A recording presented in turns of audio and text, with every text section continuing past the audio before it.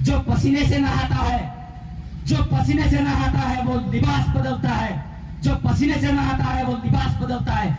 जो आदमी आदिवासी परिवार की विचारधारा पर चलता है वो इतिहास बदलता है। जो आदमी आदिवासी परिवार की विचारधारा पर चलता है वो इतिहास बदलता है। धन्यवाद। आज इस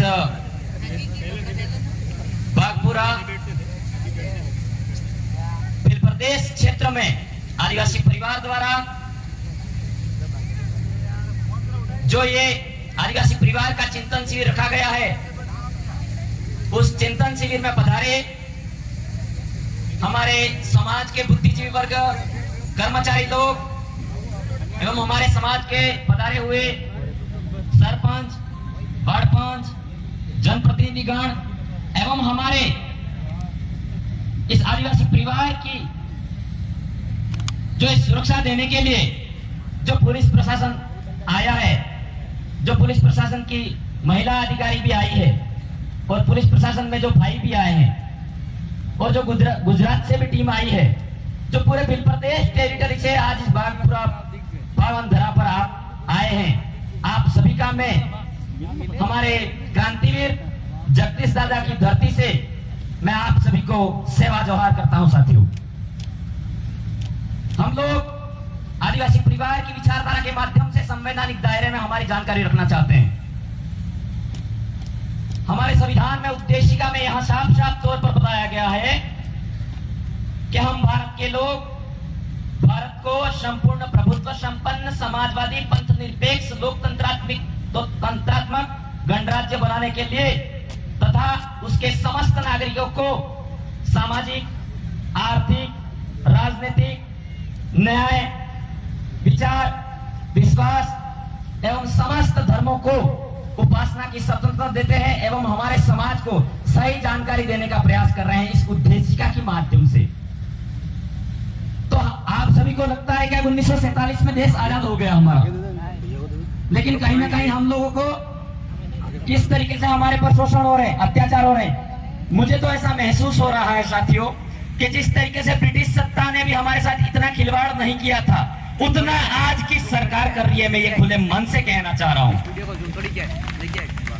क्योंकि कहीं ना कहीं आप लोग और हम लोग इस जानकारी को समझ नहीं पा रहे हैं। समझ पा रहे हैं तो जो पढ़ा लिखा वर्ग है वो यूं समझ रहा है मेरे साथ नहीं हो रहा है, दूसरों के साथ में हो रहा है।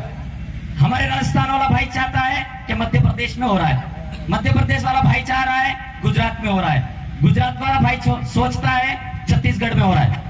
लेकिन साथियों, हम एक एक करके मारे जाने वाले हैं। हमारे अधिकार, हमारा जो वैचारिक एकीकरण है, हमारी जो भीली भाषा है, बोली है, संस्कृति है, रीति रिवाज अगर नहीं बचे तो हमारे आदिवासियों के जो हक अधिकार है वो पूर्ण तरीके से खत्म हो जाएंगे। ये सुप्रीम कोर्ट का जजमेंट कहता है।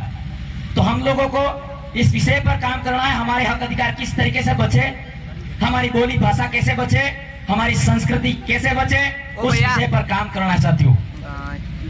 आप लोगों को पता है, जैसे हमारे वाले भाइयों के साथ में अत्याचार शोषण होता है तो सरकार उसका मुआवजा पूर्ण तरीके से नहीं देती है।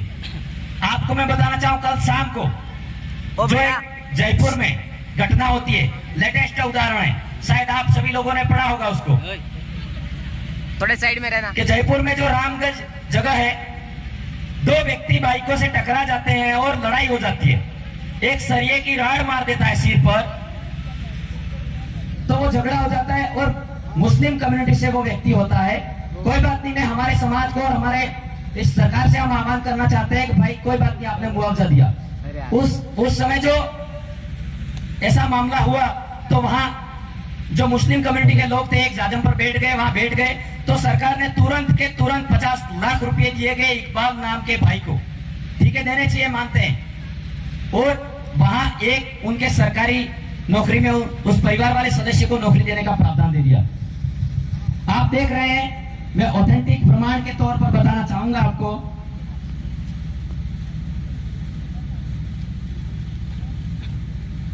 कि हमारा जो कार्तिक बिल है 10/12/2022 को 10 महीने हो गए आज, उसका परिवार और हमारे यहाँ के जनप्रतिनिधि एमएलए भी सपोर्ट कर रहे हैं, मतलब मांग कर रहे हैं उस कार्य को लेकर, उसकी मांग को लेकर के हमारे इस कार्तिक भाई के परिवार को 50 लाख रुपए दिए जाए, लेकिन सरकार नहीं मान रही है। जयपुर में कोई आदमी मर जाता है, तुरंत उसको 50 लाख रुपए दिए जाते हैं। आप सभी लोगों से मेरा आह्वान है, अनुरोध है, क्या हमारे साथ किस तरीके से न्याय हो रहा है, ये बात सोचने समझने की जरूरत है साथियों। तो और पूजा फील जो 27/3/2023 की जो घटना हुई, उस बालिका को बलात्कार करके टुकड़े कर दिए, उसके बाद भी उसको 50 लाख रुपए नहीं दिए जाते हैं। अभी हमारे उदयपुर में जो जोगी तालाब की घटना है, हम हमारे संविधान हमें अंधविश्वास और पाखंडवाद के खिलाफ खुली स्वतंत्रता सोच से हमारे समाज में सही जानकारी देने के लिए अधिकार देता है।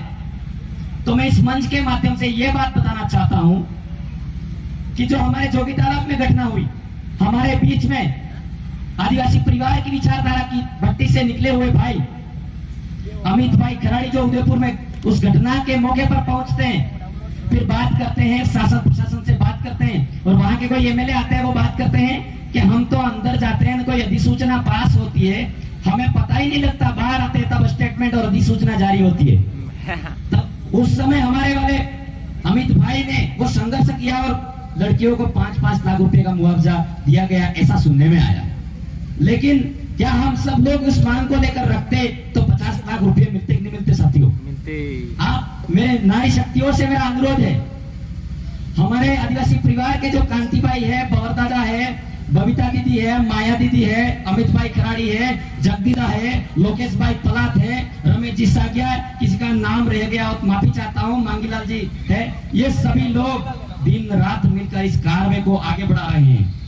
हमारे आदिवासी परिवार के किसी भी सामाजिक कार्यकर्ता को डरने की जरूरत नहीं है, क्योंकि आदिवासी परिवार नियमानुसार काम करता है। शासन प्रशासन को भी डरने की जरूरत नहीं है, और शासन प्रशासन हमारे आदिवासी परिवार का जो कार्यक्रम होता है उसमें साथ सहयोग दे, आप पूर्ण तरीके से खुली तंत्रता से ड्यूटी करें, क्योंकि हमारा आदिवासी परिवार का जो कार्यक्रम होता है वहाँ आपको 1% भी मतलब अफरा तफरी नहीं दिखेगी, क्योंकि हमारा समाज सदियों से हमारे पुरखों की नैसर्गिक जीवन शैली, पूजा पद्धति और व्यवस्था से, कस्टमरी लॉ सिस्टम व्यवस्था से हमारा समाज आगे बढ़ रहा है। इसलिए किसी भी कर्मचारी को और किसी भी शासन प्रशासन को कोई दिक्कत नहीं आती है, लेकिन उल्टा हमारे भाइयों पे कोई परमिशन लेने जानी होती है, उस समय हमारे समाज को दर दर की ठोकरें खानी पड़ती है। हमारे सामाजिक कार्यकर्ता कोई प्रोग्राम करने जाते हैं, 14 अप्रैल की जयंती मनानी होती है, बाबा साहेब अम्बेडकर जयंती मनानी होती है, टांट्या भील जयंती मनानी होती है, राणा पूंजा जयंती मनानी होती है, उस समय भी कई भाइयों को परमिशन लेनी पड़ती है।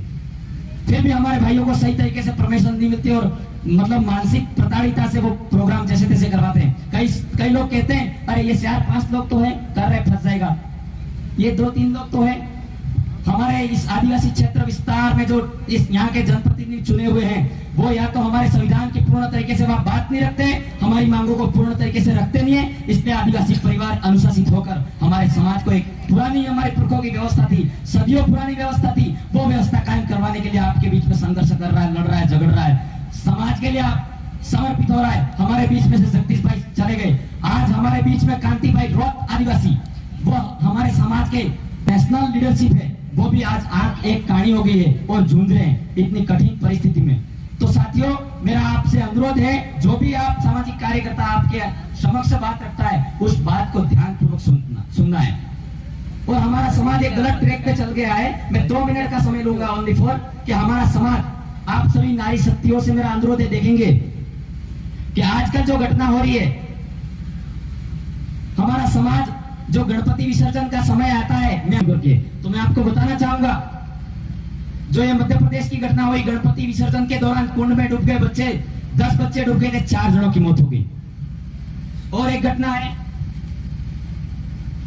यह है साबला की कयाड़ी गांव के पास सोम नदी में गणपति विसर्जन के दौरान डूबने से युवक की मौत।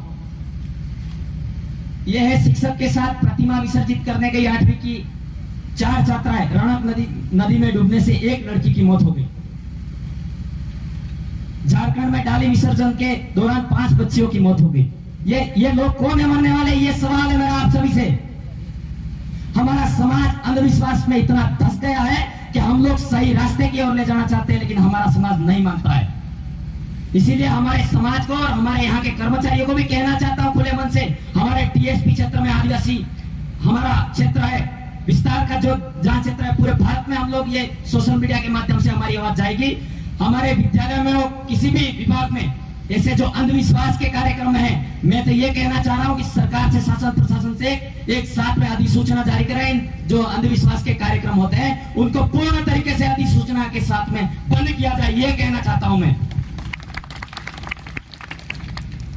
तो साथियों, हमें हमारे समाज में शिक्षा के क्षेत्र में उन्नति करनी है, हमारे समाज को वैज्ञानिक दृष्टिकोण की सोच विकसित करनी है, हमारे समाज को तार्किक दृष्टिकोण की सोच विकसित करनी है, हमारे समाज में पूर्ण तरीके से जो नशा विहीन एरिया बना के हमको आगे बढ़ना है। और हमारे जो भारत के मुख्य न्यायाधीश थे 38वें, उन्होंने भी साफ साफ तौर पर बता दिया गया है कि आप लोगों को अगर भगवान ढूंढने हैं, S.H. कापड़िया, उस मुख्य न्यायाधीश का नाम है S.H. कापड़िया। 2011 में 2012 तक रहे थे, वो रिटायरमेंट हो गए 2012 में। उन्होंने साफ साफ एक वक्तव्य दिया था और लेख लिखा था कि अगर आदिवासियों को या पूरे भारत क्षेत्र में इन लोगों को अगर भगवान ढूंढते हैं तो वो भगवान संविधान में मिलेंगे, कहीं और भटकने की जरूरत नहीं है, ये कापड़िया ने कहा था। मैं इस खुले मन से कहना चाहता हूं साथियों, अगर आप लोग ये सभी जानकारी मैंने जो कुछ बताई, मैं आशा करता हूं आप लोग बिल्कुल अमल में लाएंगे, अमल में लाकर ये सगे संबंधी परिवार में ये जानकारी पहुंचाने का प्रयास करेंगे।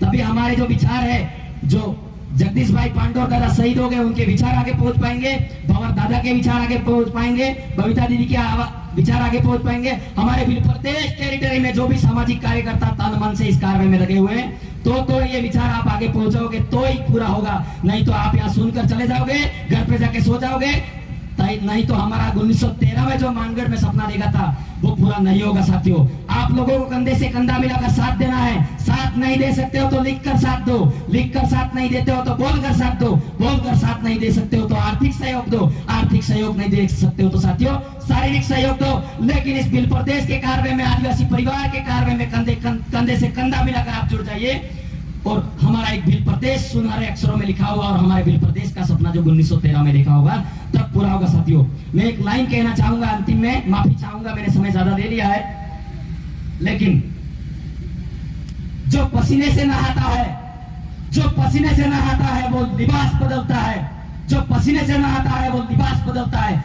जो आदमी आदिवासी परिवार की विचारधारा पर चलता है वो इतिहास बदलता है, जो आदमी आदिवासी परिवार की विचारधारा पर चलता है वो इतिहास बदलता है। धन्यवाद। जय जोहार, जय आदिवासी, आप सबकी जय, सेवा जोहार।